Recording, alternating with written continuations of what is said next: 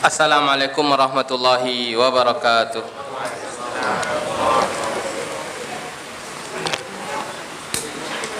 Alhamdulillahirabbil alamin wa usalli wa usallim ala nabiyyina Muhammadin wa ala alihi wa ashabihi wa man tabi'ahum bi ihsanin ila yaumiddin, amma ba'du. Yang kami hormati DKM Masjid Al-Azhar, kemudian para hadirin wal hadirat sidang jamaah salat maghrib yang dimuliakan oleh Allah Subhanahu wa taala. Puji dan syukur kita ucapkan kepada Allah taala atas karunia dan taufik yang Allah berikan kepada kita sehingga kita bisa menghadiri majlis ilmu, menghadiri ibadah yang mulia setelah sebagian ulama mengatakan tidaklah ada amalan yang lebih mulia setelah yang wajib adalah menuntut ilmu. Allah mudahkan kita untuk menghadiri majlis ini lillahi awalan wa akhirah. Kemudian salawat dan salam kepada Nabi kita Muhammad sallallahu alaihi wasallam.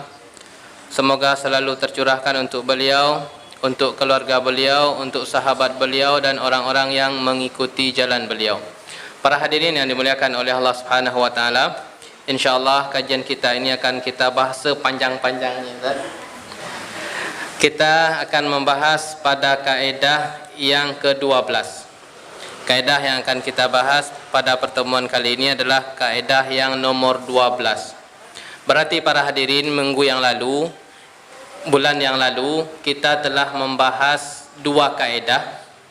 Masih ingat kita? Yaitu bahwasanya pertolongan Allah itu untuk siapa? Untuk orang yang menolong Allah. Kita ulang sedikit. Bagaimana cara menolong Allah? Yaitu menolong agama Allah. Bagaimana cara menolong agama Allah? Menjalankan perintah dan larangan. Kemudian kaedah yang ke-11 para hadirin berkaitan dengan suatu celaan yang dikerjakan oleh sebagian manusia, yaitu la yuflihus sahiru haitsu ata. Tidak akan beruntung penyihir itu dimanapun, dari arah manapun dia datang. Kemudian para hadirin yang dimuliakan oleh Allah Ta'ala, kaedah yang ke-12 adalah inna akramakum indallahi atqakum. Bahwasanya yang paling mulia di antara kalian di sisi Allah adalah yang paling bertakwa di antara kalian. Ini kaedah yang kita bahas ya, bahwasanya apa standar saya ini mulia di sisi Allah? Standarnya cuma satu. Standarnya cuma satu, enggak ada yang lain, yaitu masalah ketakwaan. Inna akramakum indallahi atqakum. Sesungguhnya yang paling mulia di antara kalian ini adalah di sisi Allah adalah yang paling bertakwa. Ini potongannya ini para hadirin adalah di dalam surat Al-Hujurat ayat 13. Di dalam surat Al-Hujurat ayat 13 Allah Subhanahu wa taala berfirman, ya ayyuhan nasu, wahai sekalian seluruh manusia, inna khalaqnakum min zakarin wa unsa. Sesungguhnya kami menciptakan kalian semuanya ini dari laki-laki dan perempuan. Disebutkan oleh ahli tafsir siapa yang dimaksud dengan laki-laki, yaitu Nabi Adam. Siapa yang dimaksud dengan perempuan, yaitu Hawa. Wa ja'alnakum syu'uba wa qabaila lita'arafu. Dan kami jadikan kalian tersebut syu'ub, kalau terjemahannya berbangsa-bangsa ya, wa qabaila, dan bersuku-suku, lita'arafu, untuk saling mengenal. Sudah hafal ayat ini para hadirin? Ayat ini sudah banyak dihafal oleh anak muda. Kenapa? Karena untuk ta'aruf dengan lawan jenis. Untuk ta'aruf dengan lawan jenis, ini dalilnya. Kita tuh diciptakan loh, akhi atau ukhti, untuk saling kenal mengenal. Ada ayatnya ternyata ya. Orang ta'aruf yang bukan mahram nanya nama, nanya kesukaan, nanya warna dan yang lain sebagainya. Ini ayatnya. Benar ayatnya. Ayatnya benar. Dan pemahamannya, prakteknya yang salah. Ternyata para hadirin, inilah konsep kita, bahwasanya konsep akidah Ahlussunnah ya. Dalil, cukup dengan dalil. Ternyata tidak, harus dengan pemahaman para salaf. Ditambah dalil dan pemahaman para salaf. Kemudian inna akramakum indallahi atqakum. Sesungguhnya, ini pembahasan kita para hadirin, sesungguhnya yang paling mulia di antara kalian di sisi Allah adalah atqakum, yang paling bertakwa di antara kalian. Innallaha alimun khabir. Sesungguhnya Allah Maha mengetahui dan Maha mengetahui yang sedetail-detailnya. Suratnya adalah Al-Hujurat ayat 13. Sebelumnya para hadirin, penulis mengatakan surat Al-Hujurat ini adalah jami'atul adab. Inti-inti adab itu ada di dalam surat Hujurat. Ayatnya tidak banyak para hadirin, belasan lah. Coba nanti kalau sudah selesai kajian ya dibaca. Ini adalah inti-inti adab, kata mu'alif, itu ada di dalam surat Al-Hujurat ini. Jami'atul adab, ada adab-adab semuanya, adab kita bersama Rasul, adab kita sesama manusia untuk tidak saling membuli para hadirin, itu di dalam surat Hujurat. Untuk cross check menerima berita, di dalam surat Hujurat juga. Jadi sehingganya mu'alif mengatakan bahwasanya surat Al-Hujurat ini adalah intinya bab adab. Para hadirin yang dimuliakan oleh Allah Ta'ala, jadi patokan kita mulia di sisi Allah itu adalah apa? Ketakwaan kita. Semakin seseorang itu bertakwa kepada Allah, maka semakin tinggi kedudukannya di sisi Allah Ta'ala. Semakin banyak melakukan ketaatan dan semakin banyak meninggalkan kemaksiatan, maka kedudukannya pun di sisi Allah semakin tinggi.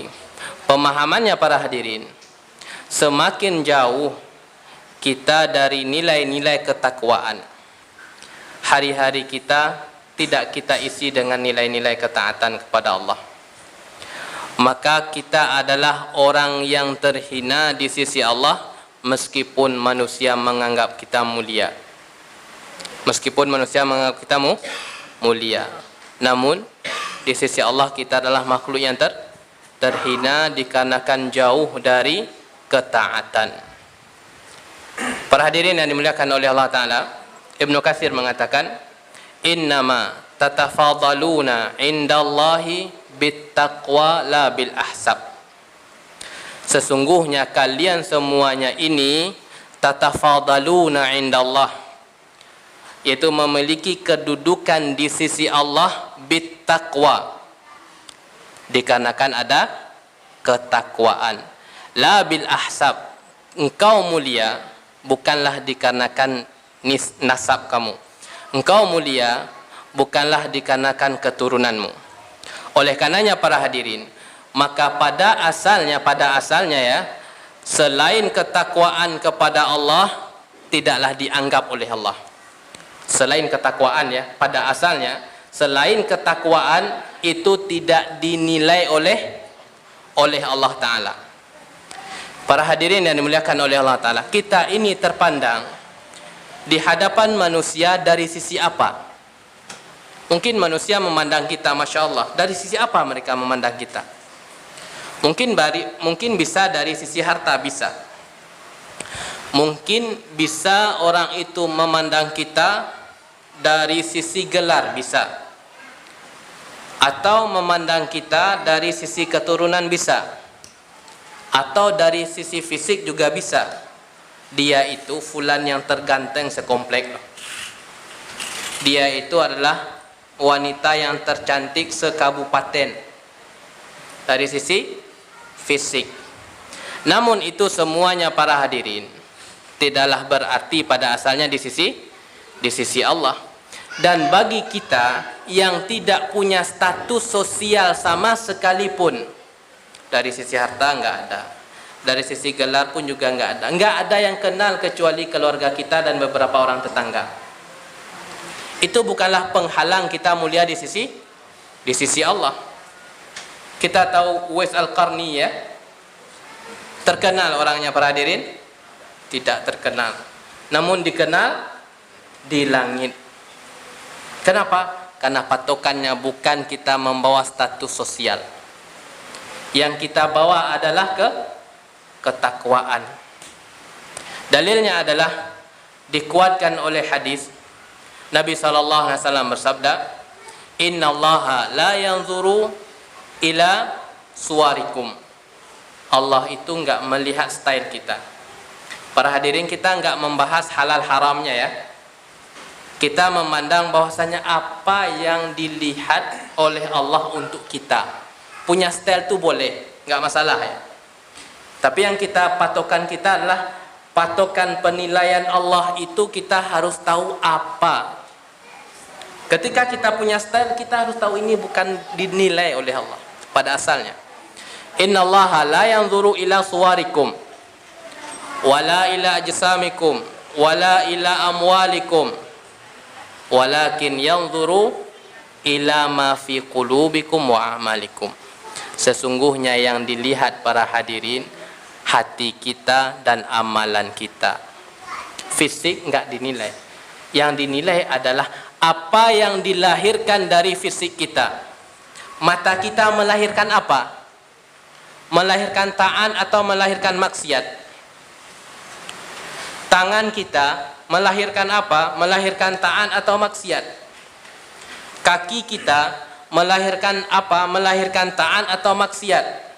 Hati kita bisa melahirkan nilai ibadah dan maksiat para hadirin? Bisa. Hati kita bernilai takwa kepada Allah atau maksiat? Harta yang kita punya itu bernilai di sisi Allah kapan? Kalau kita ubah menjadi pahala, baru bernilai di sisi Allah. Kalaulah hanya sekedar fisik semata para hadirin, itu enggak bernilai di sisi Allah. Itu nilai dunia ini para hadirin di sisi Allah tidak jauh lebih mahal daripada apa? Bangkainya ketemu nyamuk nih. Nyamuk kecil atau besar? Kecil. Yang kedua sayapnya lebih kecil lagi. Yang ketiga bangkainya. Inilah sejatinya para hadirin. Ketika kita hanya sekedar fisik semata enggak melahirkan nilai ibadah, sejatinya Allah tersebut sedang melihat kita menyimpan bangkai. Tapi kalau kita ubah menjadi pahala, baru bernilai di sisi Allah. Sekali lagi para hadirin, kita enggak membahas boleh apa tidaknya punya harta, boleh apa tidaknya memiliki wajah, boleh apa tidaknya memiliki style, bukan itu pembahasan kita. Tapi kita harus tahu apa yang dilihat oleh Allah terhadap diri saya. Apa yang dilihat oleh Allah terhadap diri saya. Tiap hari kita ingat beradir. Pagi hari, kemudian sore, yang dilihat dari Allah itu apa? Amalan saya tadi pagi.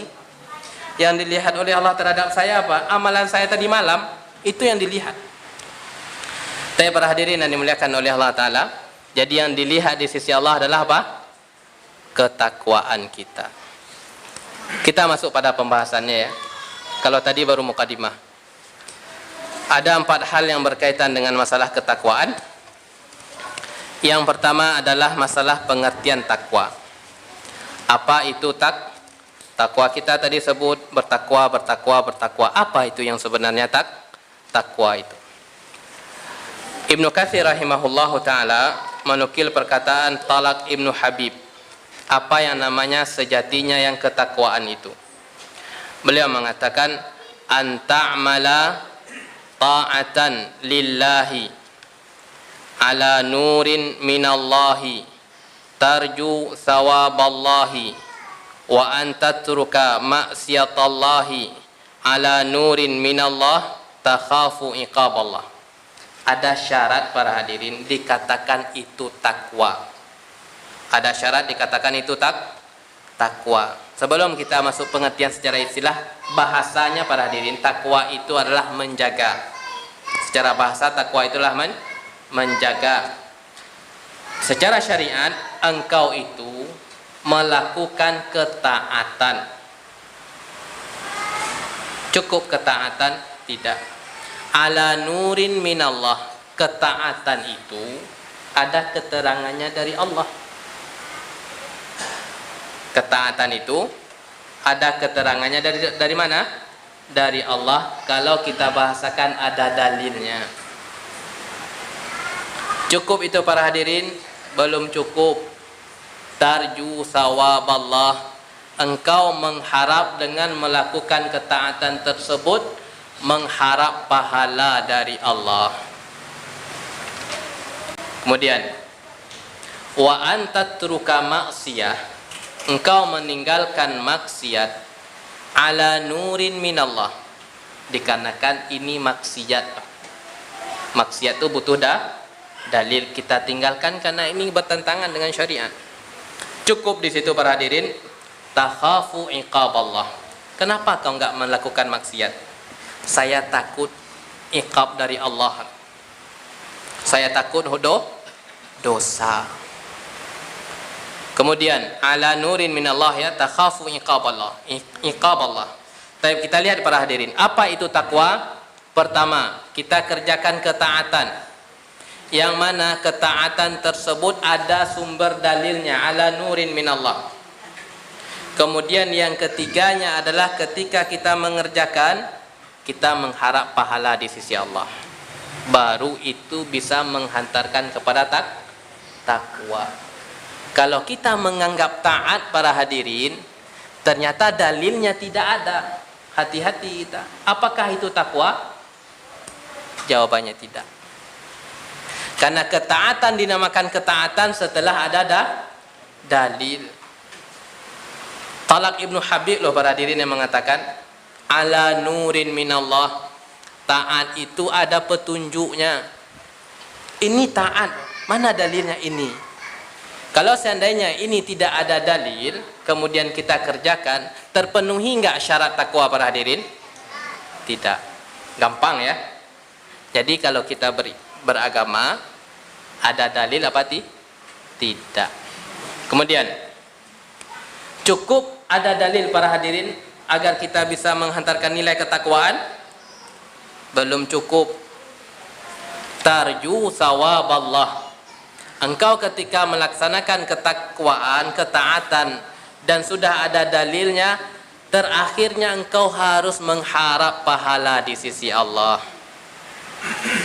Ketika kita hadir para hadirin, cek isi hati kita. Kita ini hadir untuk ngapain? Kita hadir untuk ngapain? Mengharap pahala nggak di sisi Allah?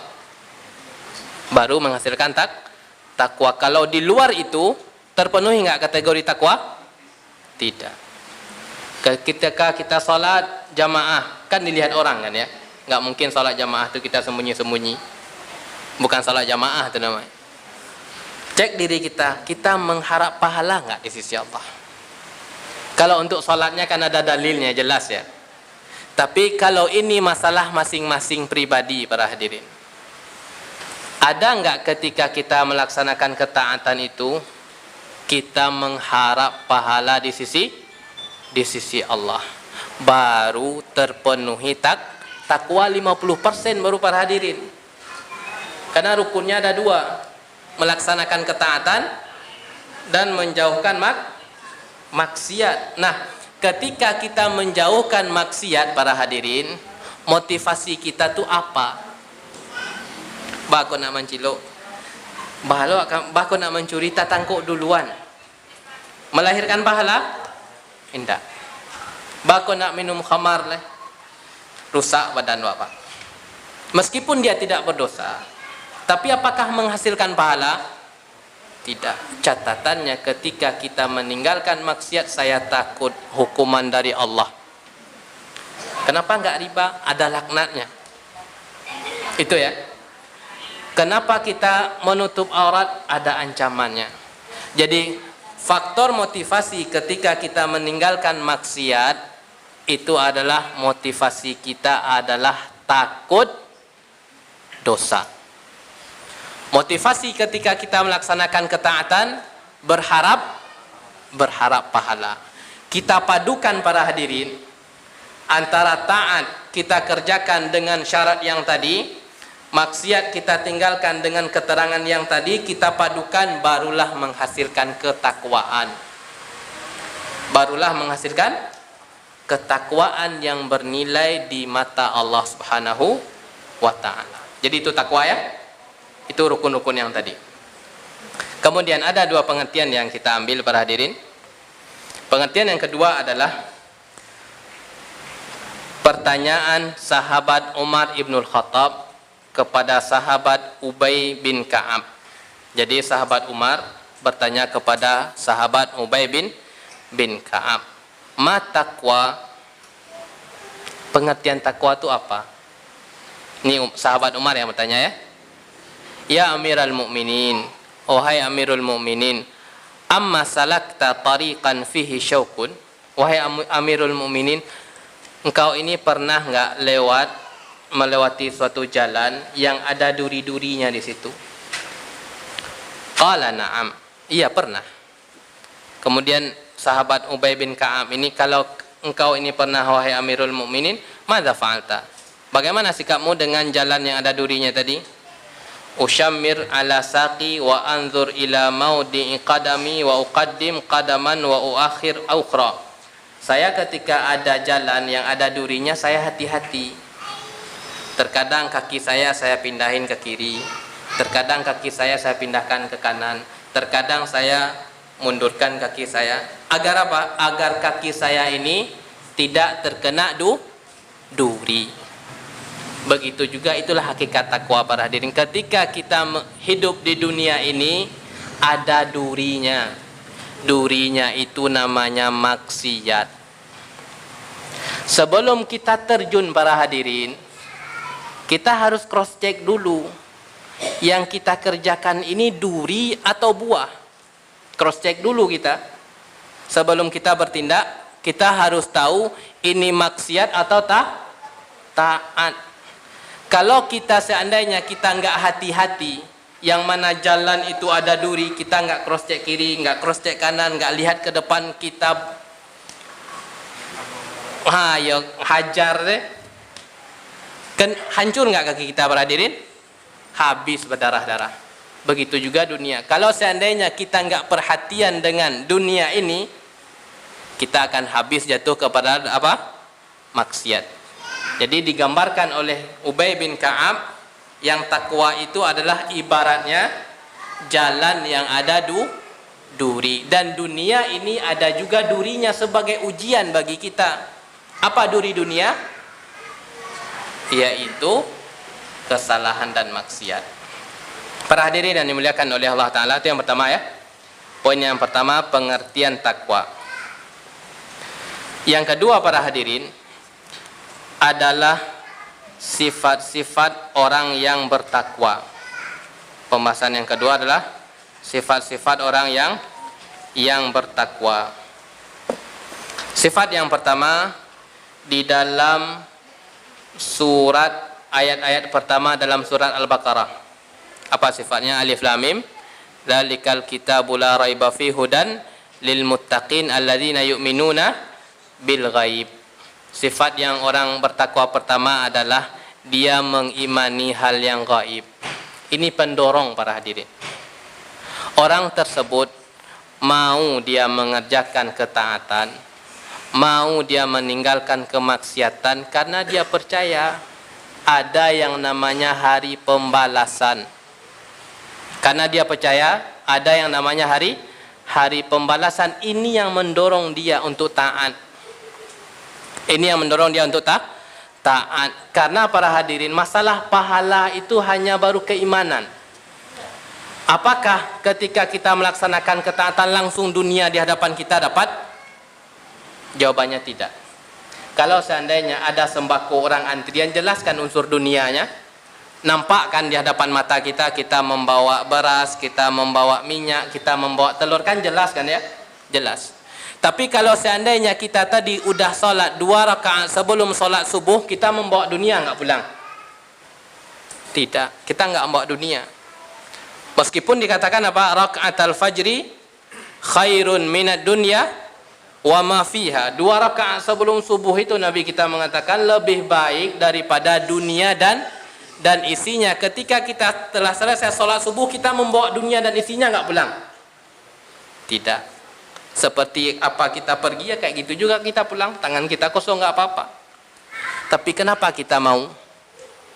Karena ada yang namanya hari pembalasan.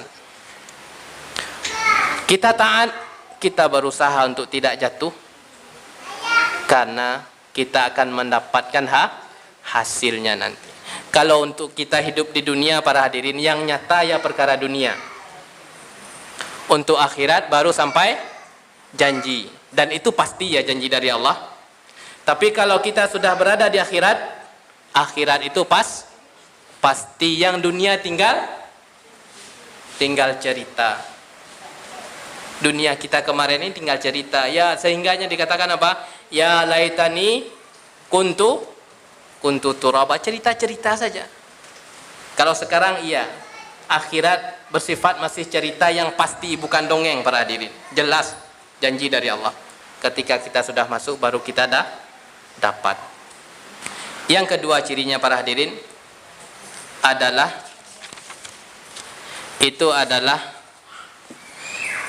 langsung bertaubat kalau jatuh ke dalam maksiat.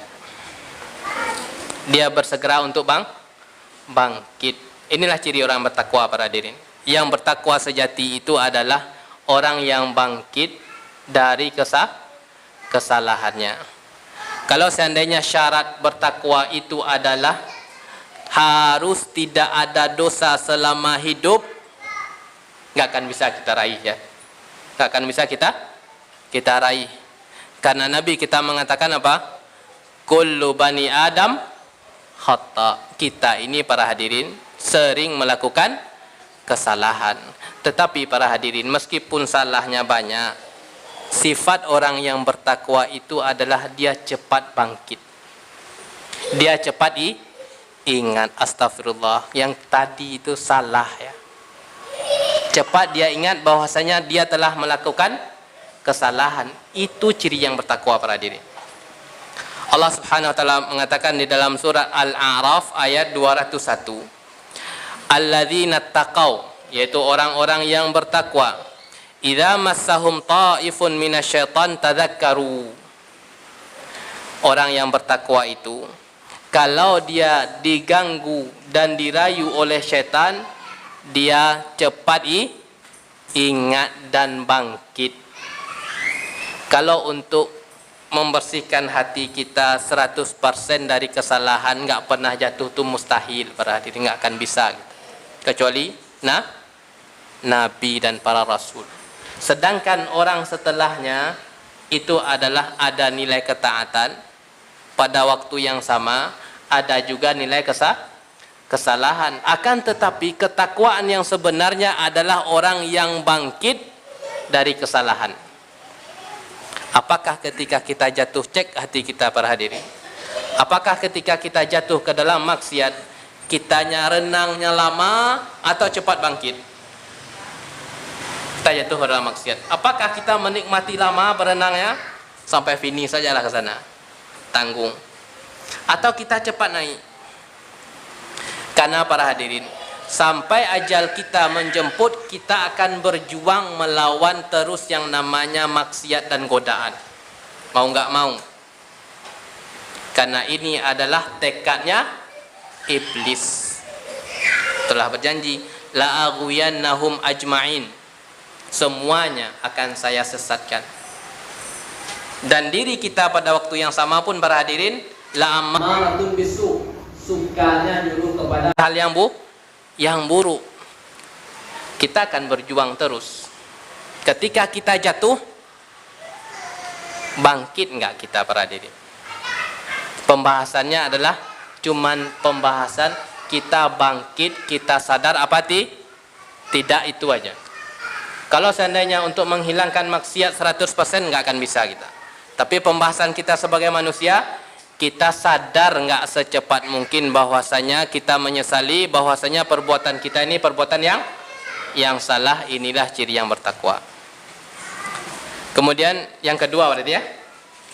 Yang ketiga para hadirin adalah ciri orang yang bertakwa adalah mereka ini mengagungkan syariat Allah. Mereka ini mengagungkan syariat Allah. Allah Subhanahu wa taala mengatakan di dalam surat Al-Hajj ayat 32. Wa may yu'azzim sya'airallah fa innaha min taqwal qulub. Barang siapa yang mengagungkan, yang takut mengagungkan Allah, mengagungkan syariat Allah, maka sejatinya dia adalah orang yang bertakwa. Dia enggak memandang kecil atau besarnya dosa para hadirin. Tapi yang ia pandang, saya bermaksiat kepada siapa? Saya bermaksiat kepada Allah.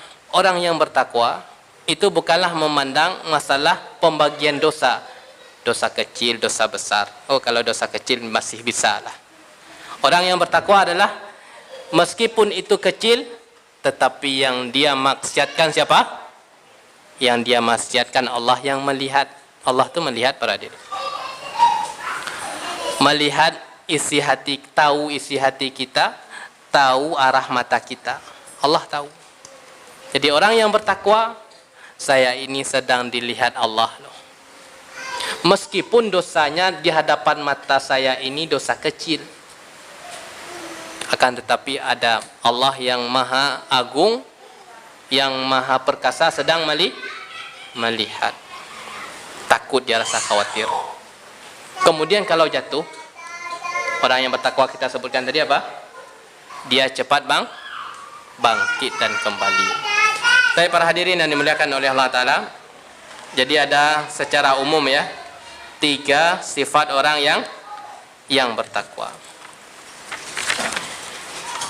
Yang ketiga para hadirin yang dimuliakan oleh Allah Ta'ala adalah kiat untuk mendapatkan ketakwaan. Kiat untuk mendapatkan ketakwaan. Kiat yang pertama adalah doa. Kita tahu doanya? Allahumma inni as'alukal huda wat tuqa wal afafa wal ghina. Diriwayatkan oleh Imam Muslim. Apa doanya agar kita ini bisa apa tadi yang namanya takwa? Untuk melakukan kebaikan dengan tetap mempertahankan niat ikhlas, kemudian meninggalkan maksiat karena khawatir hukum Allah, azab Allah. Nah, apa doanya? Allahumma inni as'alukal huda. Allahumma inni as'alukal huda wat tuqa, yang kedua, wal afafa, yang ketiga, wal ghina, yang keempat. Kita lihat para hadirin. Syekh Sa'di rahimahullah mengatakan, doa ini adalah doa yang agung, yang menghimpun untuk permasalahan dunia dan akhirat sekaligus. Pada doa yang tadi ada kandungan minta keselamatan di dunia dan di akhirat. Hal yang berkaitan dengan masalah kebaikan akhirat adalah 2. Kata Syekh Sa'di rahimahullah, adalah hidayah dan ketakwaan. Dan hal yang berkaitan dengan dunia adalah 2, sisanya apa yang berarti? Al-afafa wal ghina. Kita lihat terjemahannya. Allahumma inni as'alukal huda. Ya Allah, saya memohon kepada Engkau yang namanya hidayah. Wat tuqa, dan ketakwaan. Wal afafa. Afif itu artinya iffah, mulia, tidak jatuh kepada kemaksiatan. Wal ghina, dan merasa cukup. Kita lihat yang pertama para hadirin. Ya Allah, saya meminta kepada Engkau hidayah. hidayah itu adalah petunjuk rambu-rambu. Hidayah itu ada dua para hadirin. Ada yang namanya hidayatul irsyad, ada yang namanya hidayatul taufik. Hidayatul irsyad para hadirin adalah masalah berkaitan dengan pengarahan ilmu. Kalau untuk mencari hidayah irsyad para hadirin gampang sekarang. Masalah halal haram gampang kita cari sekarang. Ada namanya mufti besar sekarang yang mengetahui segala ilmu, yaitu Google. Tanya aja di sana, ada keterangan-keterangan. Tapi sekedar tahu apakah bisa langsung kita praktekkan apa yang kita tahu para hadirin? Tidak. Itu kita mempraktekkan apa yang kita tahu, itu namanya hidayatut taufik.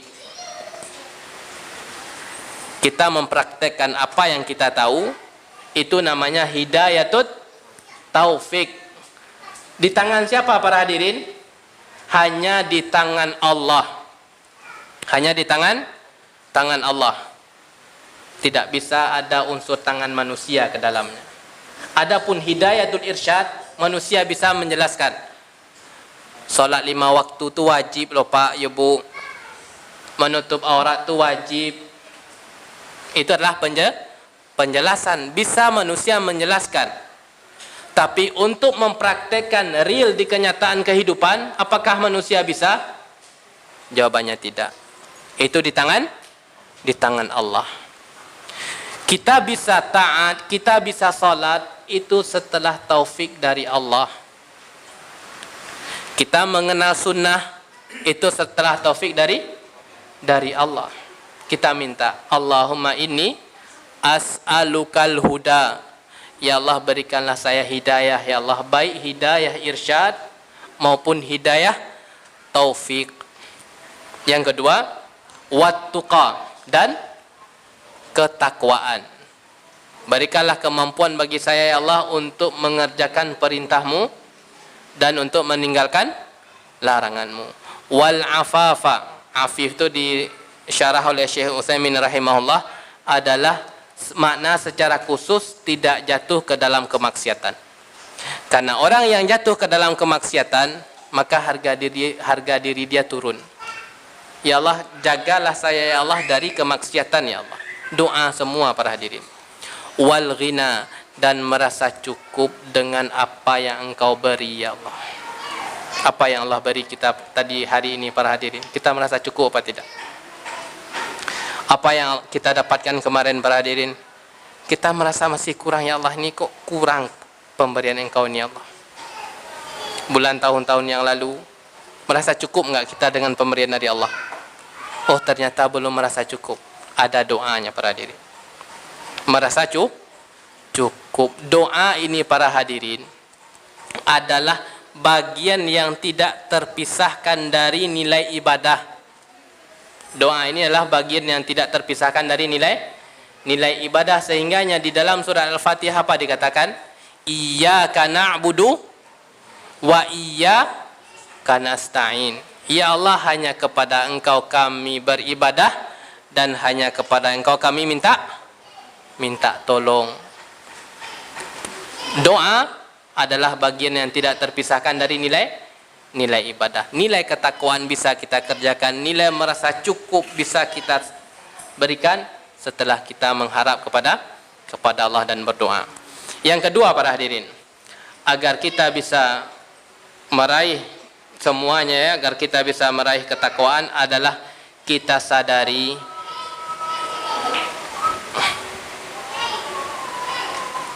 azan di Jakarta ada?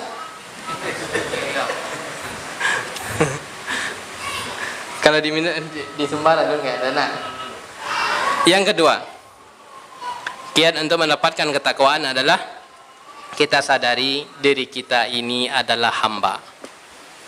Kita menyadari diri kita ini adalah hamba. Apa hubungannya Pak Ustadz antara hamba dengan ketakwaan? Kita kembali lagi para hadirin, apa pengertian takwa? Mengerjakan perintah dan meninggalkan larangan. Kalau seandainya kita nggak merasa hamba Allah, mau nggak kita mengerjakan perintah Allah? Nggak akan mau. Kalau seandainya kita nggak merasa hamba Allah, mau nggak kita meninggalkan larangan Allah? Nggak akan mau. Jadi itu hubungannya ya. Ketika kita merasa hamba, ya saya ini hamba Allah, ada di hadapan mata saya perintah Allah. Saya ini hamba Allah, ada di hadapan saya larangan Allah. Kalau hamba kita para hadirin patuh atau membangkang? Patuh. Saya ini hamba. Hamba yang Allah ciptakan untuk mengabdi kepadanya. Di hadapan saya ada perintah. Di hadapan saya ada perintah salat. Di hadapan saya ada perintah untuk menjaga lisan. Di hadapan saya ada larangan untuk tidak ghibah. Di hadapan saya ada larangan untuk tidak berbohong. Di hadapan saya ada perintah untuk jujur. Kita sebagai hamba, kalau kita menyadari kita berusaha untuk mengerjakan perintah dan berusaha untuk meninggalkan larangan, dan ketika kita lalai karena kita hamba, apa yang kita kerjakan? Minta ampun. Kalau hamba yang melakukan kesalahan kepada tuannya, apa kira-kira? Dia minta maaf kan ya? Maafkan kesalahan ambo yang patang, ambo talek masuk, ambo macam-macam lupa, bukan minta maaf. Sadar dia sebagai seorang hamba telah melakukan kesalahan, tapi sama Allah itu bisa diwujudkan dengan taubat dan istighfar. Allah Subhanahu wa taala berfirman di dalam surat Al-Baqarah. Allah mengatakan, "Ya ayuhan nasu u'budu rabbakum." Wahai sekalian manusia, u'budu, sembahlah. Kalian inilah hamba. Rabbakum, Tuhan kalian, alladzi khalaqakum, yang telah menciptakan kalian. Kita ini diciptakan para hadirin. Yang menciptakan kita Allah. Kalau seandainya kita bangkang para hadirin, yang memberikan rezeki kita siapa? Allah. Kalau seandainya kita bangkang, bagaimana penghambaan kita? Alladzi khalaqakum, yang telah menciptakan kalian. Walladzina min qablikum, dan menciptakan orang-orang sebelum kalian. Para hadirin, sebelum kita ada di sini para hadirin, itu ada orang lain juga yang hidup di permukaan bumi ini. Kemana mereka sekarang?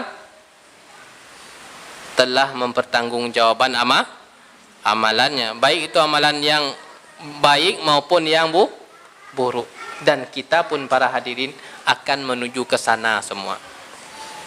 Kita pun akan menuju ke sana semua. Oleh karenanya sebelum kita menuju ke sana para hadirin, u'budu rabbakum, sembahlah Tuhan kalian. Akhirnya apa? La'allakum tattaqun. Dengan kau mengabdi kepada Allah, semoga engkau bisa menjadi orang yang takwa. Jadi kita sadari bahwasanya sehebat-hebat apapun kita para hadirin, kita adalah hamba yang ada di hadapan mata kita perintah, dan yang ada di hadapan kita larangan. Yang ketiga, kiatnya adalah bersyukur kepada Allah Subhanahu wa taala. Yang ketiga adalah bersyukur kepada Allah taala. Ini sudah kita tahu dalilnya ya, bahwasanya ibadah yang kita kerjakan ini kita harus sandarkan kepada Allah. Saya bisa kayak gini, kayak gitu, bisa meninggalkan ini dan meninggalkan itu karena taufik dari Allah. Sandarkan semuanya kepada Allah. Saya bisa menahan ujian yang sangat berat, bisa saya tahan, alhamdulillah. Saya bisa lolos dari ujian yang sangat luar biasa beratnya, bisa saya menghadapinya dengan sabar, alhamdulillah. Sandarkan kepada Allah, karena kita nggak akan mampu kecuali pertolongan dari Allah. Dengan menyandarkan para hadirin akan melahirkan nilai-nilai ketakwaan yang lain. Adalah wujud dari firman Allah Subhanahu wa taala, la in syakartum la azidannakum. La in syakartum la azidannakum. Kalau sekiranya kalian bersyukur, akan aku tambah. Jadi orang ini para hadirin dengan ayat ini memainkan juga para hadirin, bersyukur dengan satu istri akan ditambah 2 dan 3. Dimainkan juga ayat yang ini untuk bab poligami ya.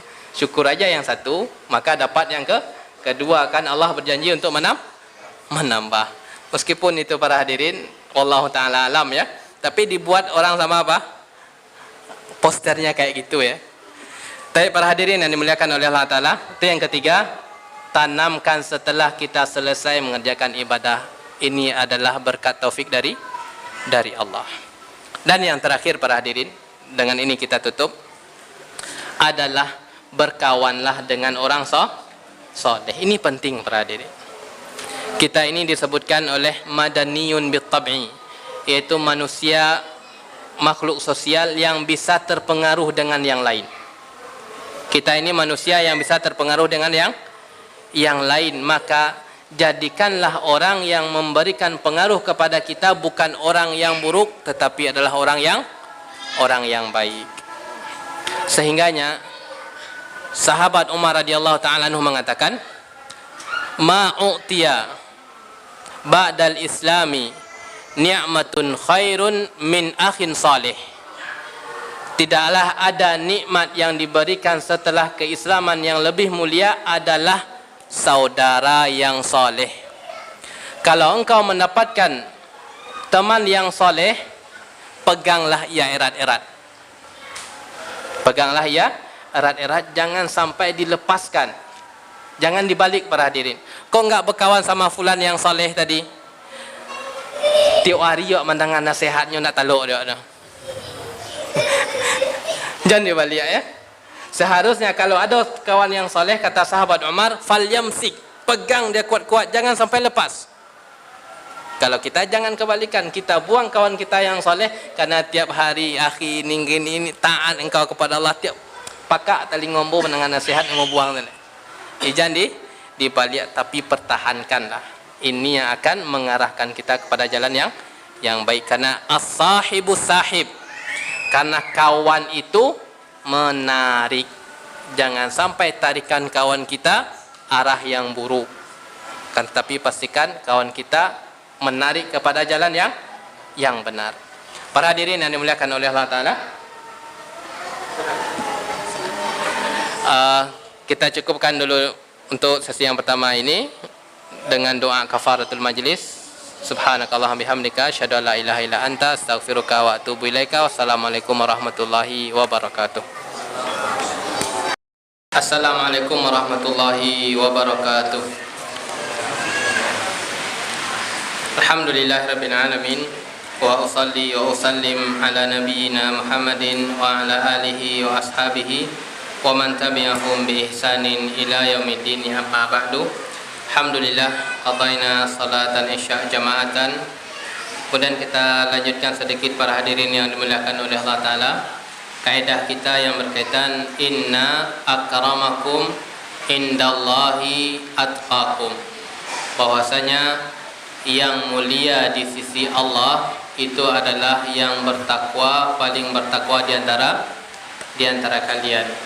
Terus kita tanamkan para hadirin, saya ini bertakwa enggak di sisi Allah? Poin yang terakhir para hadirin, tadi yang terakhir itu adalah berkaitan dengan kiat untuk mempertahankan ketakwaan ya. Dan yang terakhir adalah buah dari ketakwaan. Buah dari ketakwaan, samaratut taqwa, yaitu buah dari ketakwaan. Para hadirin yang dimuliakan oleh Allah Ta'ala, ini buahnya berkaitan dengan dunia dan akhirat. Balasan yang pertama adalah al-fauzu bil jannati wan najatu minan nar, yaitu dimasukkan oleh Allah ke dalam surga dan dijauhkan dari api neraka. Hal yang paling tinggi yang kita cari apa para hadirin? Dimasukkan ke dalam surga. Dan hal yang pertama sekali yang kita takutkan adalah dimasukkan ke dalam api neraka. Itu bisa membakar tubuh kita berada. Tubuh kita habis, bukan hanya dibakar saja, tapi dari sisi minuman juga. Sehingganya Allah mengatakan, faman zuhziha 'anil nari wa udkhilal jannata faqad faz. Barang siapa yang nanti di akhirat dia dijauhkan dari api neraka dan dimasukkan ke dalam surga, maka itulah keberuntungan yang sejati. Apa keberuntungan seorang muslim yang sejati, yang benar-benar beruntung? Dia dikatakan dia dimasukkan ke dalam surga dan dijauhkan dari api neraka. Karena ini kekal abadi para hadirin. Selesai, gak ada kehidupan lagi. Khuludun la maut, yaitu kalian kekal di dalamnya. La maut, tidak ada kematian lagi. Hidup selama-lamanya. Kalau orang yang masuk ke dalam surga, ya udah mendapatkan kenikmatan selama-lamanya. Yang bisa menyebabkan orang itu dimasukkan ke dalam surga setelah taufik dari Allah adalah ketakwaan. Allah Subhanahu wa taala berfirman di dalam surat Maryam ayat 71. Allah mengatakan, "Wa in minkum illa wariduha." Masing-masing kalian pasti akan melewati api neraka. Jembatan itu kita lewati masing-masing para hadirin. Siapapun orang muslim pasti dia akan lewat. Kana 'ala rabbika hatman maqdiya, merupakan suatu keputusan yang telah Allah tetapkan, bahwasanya masing-masing di antara kita akan melewati jembatan yang di bawahnya apa? Api neraka.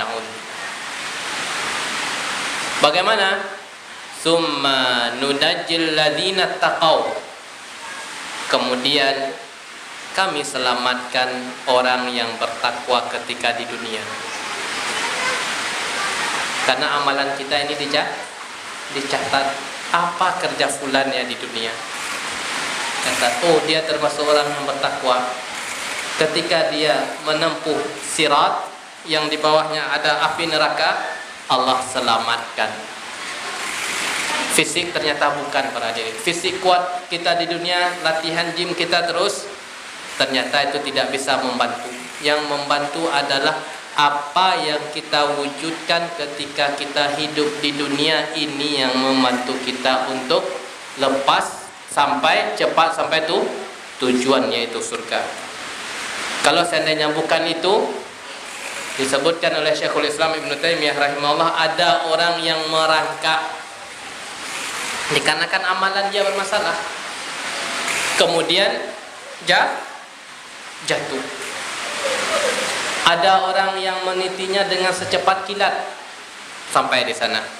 Karena apa? Karena ketika dia hidup di dunia, dia berhasil mempertahankan, mengisi buku catatannya dengan hal yang baik. Kalau ada buku catatannya kesalahan kemarin, mereka hapus. Tadzakkaru. Tadi kita sebutkan apa? Ciri-ciri orang yang bertakwa itu adalah dia ingat, langsung bangkit dari kesalahan. Tadzakkaru, mereka ingat, astagfirullah, saya jatuh ke dalam masalah, balik dia cepat. Itulah ciri orang bertakwa tadi kan ya. Nah, ini yang bisa para hadirin untuk menyelamatkan kita dari api neraka. Pasti kita semua akan melewatinya. Wa in minkum illa wariduha. Yang kedua para hadirin adalah maghfiratuz dzunub, adalah diampuninya dosa kita. Diampuninya dosa kita. Karena ketakwaan itu para hadirin, itu adalah amal soleh. Dan amal soleh itu para hadirin, di samping melahirkan pahala, juga menghapuskan dosa. Allah Subhanahu wa taala berfirman, innal hasanat yuzhibna sayyi'at. Sesungguhnya amalan baik itu para hadirin bisa meleburkan kesalahan. Sehingganya para ulama mengatakan, mengibaratkan amalan baik itu ibaratkan air bersih. Kalau seandainya kita memiliki terus mengisi tandon tetmon kita dengan air bersih terus, kalau seandainya ada jatuh noda hitam ke dalam, kira-kira lebur apa tidak? Lebur. Dikarenakan air bersih yang sangat banyak. Itulah ibarat amal kebaikan para hadirin. Amal kebaikan kita ini sejatinya itu adalah bagaikan air murni. Kalau ada kesalahan jatuh titik noda hitam ke dalamnya, lepur. Sehingganya dalilnya adalah idza balagal ma'u qullataini lam yahmilul khabas. Apabila air tersebut telah banyak, itu tidak membawa najis, lebur di dalamnya. Yang ketiga, kita persingkat aja, adalah diberikan solusi dari problem dunia yang kita hadapi. Para hadirin yang dimuliakan oleh Allah Ta'ala, orang yang bertakwa bukan berarti lepas dari ujian. Orang yang bertakwa bukan lepas dari ujian. Itu ujian itu bagian dari dinamika kehidupan. Siapa yang paling berat ujiannya, para hadirin? Para nabi. Para nabi orang bertakwa tidak? Iya, diuji. Orang yang bertakwa bukan berarti orang yang lepas dari ujian, tidak. Ada ujian, tetapi yaj'al lahu makhraja. Akan tetapi Allah memberikan solusi untuk dia dari keluar dari problem yang ia hadapi. Permasalahan itu ada, akan tetapi Allah memberikan jalan keluar. Allah Subhanahu wa taala berfirman dalam surat Talaq, "Wa may yattaqillaha yaj'al lahu makhraja." Barang siapa yang bertakwa kepada Allah, maka akan Allah berikan solusi untuk dia. Ini syarat, para hadirin. Apa syaratnya ketika ingin mendapatkan solusi dari Allah? Syaratnya bertakwa. Kalau jauh dari syarat, mungkinkah dapat solusi? Tidak mungkin. Kalaupun ada solusi, bisa jadi bab istidraj. Bermaksiat terus tapi lancar terus, bisa jatuh kepada istidraj, bukan solusi yang Allah berikan. Yang namanya solusi yang Allah berikan setelah ada takwa. Wa may yattaqillaha yaj'al lahu makhraja. Allah berikan solusi. Ini di dunia, para hadirin. Solusi di akhirat apa? Allah masukkan ke dalam surga. Para hadirin yang dimuliakan oleh Allah Ta'ala, ini pembahasan kita terakhir ya. Buah dari ketakwaan. Kita mulia di sisi manusia, nggak akan dapat ini, para hadirin. Nggak akan dapat yang kita sebutkan tadi. Tapi kita mulia di sisi Allah, balasannya luar biasa, surga. Balasannya luar biasa, Allah berikan kemudahan dan solusi. Para hadirin yang dimuliakan oleh Allah Ta'ala, selesai kaidah yang ke-12, yaitu yang dinilai oleh Allah terhadap diri kita, kita bawakan kepada diri kita, para hadirin, bukan kepada orang lain. Yang dilihat oleh Allah kepada diri saya ini apa? Ketakwaan yang saya kerjakan. Bukan fisik saya, bukan style saya, bukan harta saya, akan tetapi ketakwaan. Bisa nggak kita mengalihkan fisik kita, harta kita, style kita menuju ketaatan kepada Allah? Ini yang bernilai di sisi Allah. Selesai kaidah ke-12. Kaidah ke-13. Karena ini pembahasannya faraid, agak berat rasanya, para hadirin. Atau kita lanjutkan, Ustaz? Nah, yaitu kaidah yang ke-13 adalah aba'ukum wa abna'ukum la tadruna ayyuhum aqrabu lakum naf'a. Kaidah yang ke-13 secara ringkas saja ya. Maksudnya adalah aba'ukum wa abna'ukum, bapak-bapak kalian dan anak-anak kalian, la tadruna ayyuhum aqrabu lakum naf'a. Kalian tidak mengetahui mana yang bisa mendatangkan manfaat untuk kalian. Kita punya bapak, para hadirin. Kita juga punya anak. Nah, anak yang kita punya ini, kita nggak tahu di antara anak mana yang bisa mendatangkan manfaat dunia dan akhirat kita. Anak kita contohnya disebutkan oleh mu'alif, nggak kita sebutkan alur ayatnya ya, insyaallah pada pertemuan yang lain. Ini secara umum aja dulu. Contohnya, beliau memberikan contoh ada anak 4 orang. Pengennya itu adalah laki-laki perempuan urutannya kayak gitu. Tetapi Allah berikan semuanya perempuan semua. Tidak sesuai dengan keinginannya. Jangan kalian kira bahwasanya anak kalian, anak perempuan yang ada di tangan kalian ini, jangan kalian kira dia tidak menghalangi manfaat untuk kalian. Terima saja. Karena ini adalah pemberian dari Allah Subhanahu wa taala. Kalian menginginkan anak yang pertama laki-laki, ternyata perempuan. Belum tentu yang pertama laki-laki bisa memberikan manfaat kepada kalian. Allah datangkan wujudnya sebagai seorang perempuan. Apa anak yang berada di tangan kita para hadirin? Kita tidak mengetahui mana yang akan bisa memberikan manfaat untuk kita. Beliau memberikan contoh yang pertama. Contoh yang kedua yang beliau berikan adalah masalah. Yang kedua beliau berikan contoh masalah anak yang cacat atau masalah anak yang lemah kemampuannya. Misalnya ada 3 orang anak. Anak yang terakhir lumpuh. Jangan kalian berkecil hati. Bisa jadi yang lumpuh inilah yang bisa mendatangkan manfaat yang lebih untuk kalian. Aba'ukum wa abna'ukum la tadruna ayyuhum aqrabu laf'a. Kalian tuh nggak tahu mana anak di antara kalian yang akan bisa memberikan manfaat nanti untuk kalian di dunia dan akhirat. Contoh yang lain beliau berikan adalah anak kalian, anggaplah anak kalian tersebut kemampuannya sangat susah sekali. Kalau istilah orang kasarnya, IQ-nya jongkok katanya, bahasa kasarnya, kasar bahasanya. Artinya kemampuan dia tersebut sangat rendah sekali. Jangan kalian kesampingkan. Jadikan anak tersebut seperti anak kalian yang sukses.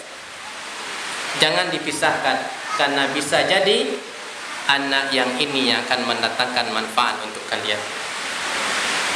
Jangan, artinya para hadirin, jangan pilih kasih.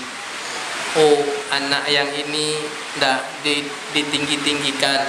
Anak yang ini dinampakkan, karena kecenderungan tuh para hadirin, kasih sayang tuh kita nggak bisa untuk membagi secara rata. Tapi realnya harus adil. Sehingganya Rasulullah SAW mengatakan, ittaqillah wa'dilu fi auladikum. Bertakwalah anda kepada Allah dan adillah dalam berbuat kepada anak kalian. Karena ketika kita menyampingkan satu anak, bisa anak yang kita kesampingkan di mata Allah yang memberikan manfaat untuk kita. Para hadirin yang dimuliakan oleh Allah Ta'ala, begitu juga orang tua kita. Kita nggak tahu yang memberikan manfaat terbesar nanti dunia dan akhirat, entah bapak kita, entah ibu kita. Kita sebagai anak wajib memberikan bakti yang sempurna sesuai dengan tuntunan syariat. Bagaimana tuntunan syariatnya? Ibu 3 dan wa abuka, dan yang terakhir bapak. Jangan pilih kasih kita balik, artinya kita berbakti sesuai tuntunan syariat. Kita nggak tahu entah bapak yang memberikan manfaat yang luar biasa nanti di akhirat, entah syafaat bapak, entah syafaat ibu, entah syafaat anak kita yang pertama yang kita benci, entah syafaat yang lumpuh yang memberikan syafaat untuk kita. Kita nggak tahu. Aba'ukum wa abna'ukum la tadruna ayyuhum aqrabu lakum naf'a. Kita punya anak sekarang, kita punya bapak sekarang, kita nggak tahu mana yang kira-kira yang bisa memberikan syafaat nanti untuk kita. Perlakukanlah secara adil. Itu kesimpulannya para hadirin.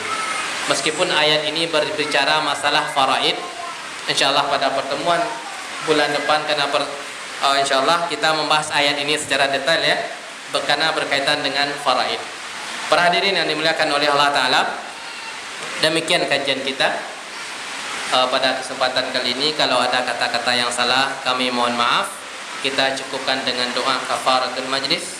Subhanakallah bihamdika asyhadu an la ilaha illa anta astaghfiruka wa atubu ilaika. Wassalamualaikum warahmatullahi wabarakatuh.